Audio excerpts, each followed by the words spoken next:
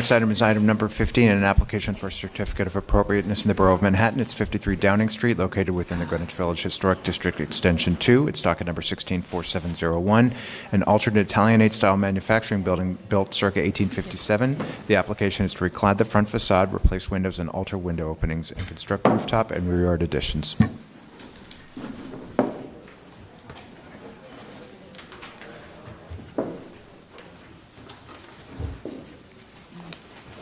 Good afternoon, Commissioners. Sarah Harrison, Preservation staff.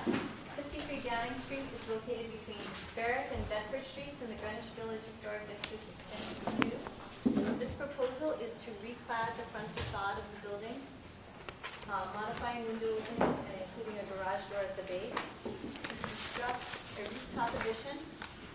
Here's the front facade. So we're recladding the front facade, modifying the openings and moving a garage door at the base, and construct a rooftop addition as well as alter the massing at the rear of the building.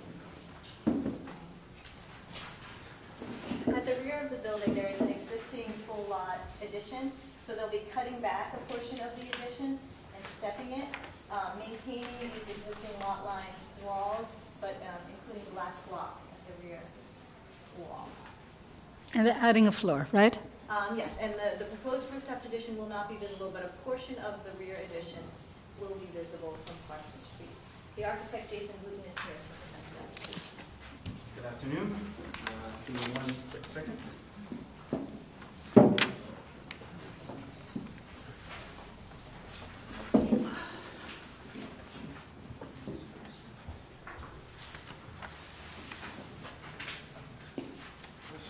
I'm sorry.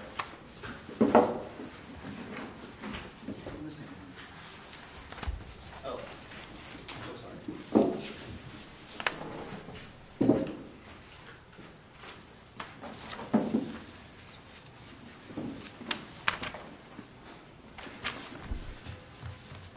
Good afternoon. My name is Jason Boutin, and I am with the firm of CWD Architects, and we are the architect of record for this project. We're here to present sub 53 Downing, and we're specifically looking for approval for the front facade work, the rooftop addition, and the rear facade. I'm going to go through and explain a brief history of the site, and then we'll talk about these items in that order. So 53 Downing had an interesting life. The records go back to about 1857, when there was an existing, where a developer put a sawmill on the back of the site, and consequently first built a three-story masonry building in the front. And then there were records at some point in between where there was a frame building in between. And then somewhere around 1876, the two buildings were kind of merged as. Are there any other questions? Yes, are you? Yes. What are you doing to the column on the corner? Just the rope? We're just proposing like a whitewashed rope to be wrapped around it. What is that? You have a second? We actually have a little sample. I'm So we have a sample of it, yeah. Right, It's not decorative. but it's entirely reversible? decorative. Is it, are you putting any adhesive on it? How is it going to, It just get wrapped around and then gets sealed everywhere. okay, but it's not going to touch any of the sealant is not going to touch the historic fabric, is it? No, it wouldn't be like, we wouldn't be putting a matchstick down and then, gluing this to the column. Right. I mean, we've seen it used interior. Yeah, I've seen it a lot. Thank you. Yeah. Right, It's used a lot in interior. It just doesn't, I don't think it would, I think it gets instantly grimy. One winter. We've used it, I used it at Rosemary's Restaurant on Yeah. Greenwich Avenue. Outside? It's outside, and it's been there for, I guess, 2 winters now, and it's, Not darkened? All right, any other questions? Just the light fixtures, where's that box fixture? So a lantern, that would be at the entrance. So that would be right here. Is that on an elevator, is that on a? It's kind of, it would be in this location right here, above the entrance doors at the corner. Yeah. You can see it in this elevation right here.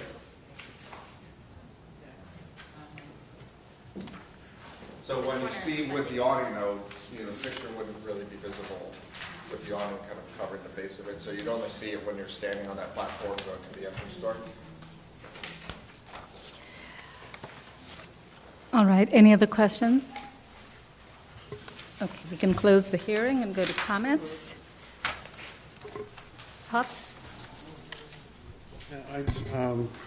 I guess the only real problem, I don't have a huge problem with the awning. I have the most trouble with wrapping the cast iron column with rope. I mean, I'd love to see the Capitol restored on that column as well, but I guess that's not part of this plan. But, the cast iron is an integral part of the morphology of this building, and I think it deserves to be visible. I agree. Okay, other comments? Are there any other concerns? Okay, just on the awning, I think the idea that it's striped is fine. I would just say that sometimes I know the commission has been particular about where the awning is and whether it extends for the entire facade. And so I would just suggest that the awnings are limited to the areas that are where there are openings and doesn't extend beyond that. So, and I think looking over here on the facade, which is McDougal Street, there's particularly one portion where it extends and there's nothing really happening there.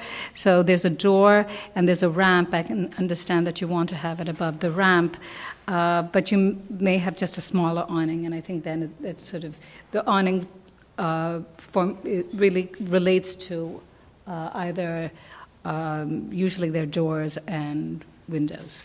Does that seem okay? So the awning at the corner is shown as like continuous, that we're saying it would be, I don't think it's continuous. No, you're talking about the one right above the ramp. Where is in the that? middle. There is a space here. Yeah, that's a space, right? Okay, so but I know what you're. we're talking about just cutting it off, This yeah, section here. right. The idea was to have the awning over the ramp. So Right, and that's fine, but then it extends further, all that. And then you box your top. I think we're just looking for that rhythm of having the same spacing between the awnings. So if we did that, we would end up having like a 4-foot section of space between the two awning sections, and we thought that wouldn't look correct. Okay, so the pattern you're looking at is the space between the awnings. Yeah. But the awnings don't relate to anything. I don't know. I know this one section here, it's not over a door or a window.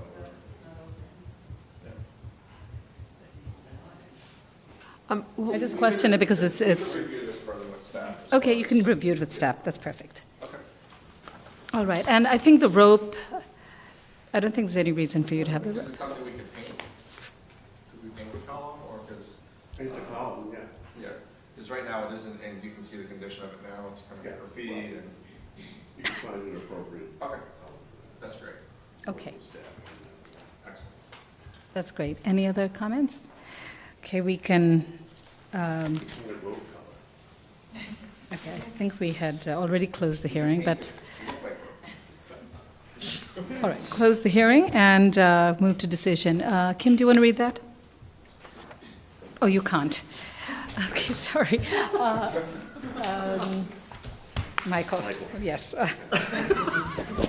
It's the end of the, yeah. It's late. In the matter of 185 Bleecker Street in the South Village Historic District, an application to replace store infill, install signage, awnings, light fixtures, and a barrier-free access ramp, noting that the building style, scale, materials, and details are among the features that contribute to the special architectural and historic character of the South Village Historic District. I recommend approval with some modifications, finding that the proposed work will not damage any significant historic fabric, that the removal of the existing storefront infill will eliminate features that detract from the character of the building and streetscape, that the design and materials of the proposed storefront infill, including wood frame doors with transoms, a corner entrance with a mosaic tile floor, and a pass-through window, not a takeout window, with wood infill below and louver above will be in keeping with the eclectic configuration of storefronts historically found on this section of Bleecker Street, which was historically a food service and nightlife-oriented thoroughfare. That existing structural steel brackets and beams remain from a missing historic cornice above the storefront, and the cornice will be rebuilt around that structure in wood, recalling the historic condition. That the cumulative amount of signage consisting of non-illuminated pin-mounted letters and pictures installed on a wood sign band at each facade above the storefront cornice and a small corner bracket sign, as well as a menu box and signage on the glass, will not overwhelm the storefront or the heavily commercial streetscape.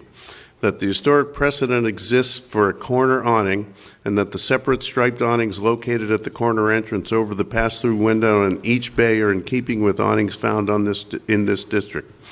That the rope proposed to wrap around the cast iron corner column is reversible, however, it will not be applied and will not cause damage, therefore, to this historic feature, and the applicant will determine with staff a suitable color for that cast iron column, which doesn't include painting it to look like rope. That the installation of a ramp on the McDougal Street facade will provide barrier-free access to the store in the least obtrusive manner possible. The simple design of the railing will not call undue attention to itself. That the applicant will work with staff to determine an appropriate size for the awning, and that the proposed work will enhance the special historic and architectural character of the South Village Historic District. Second. All in favor? Any opposed? This application's approved. Okay, Commissioners, the next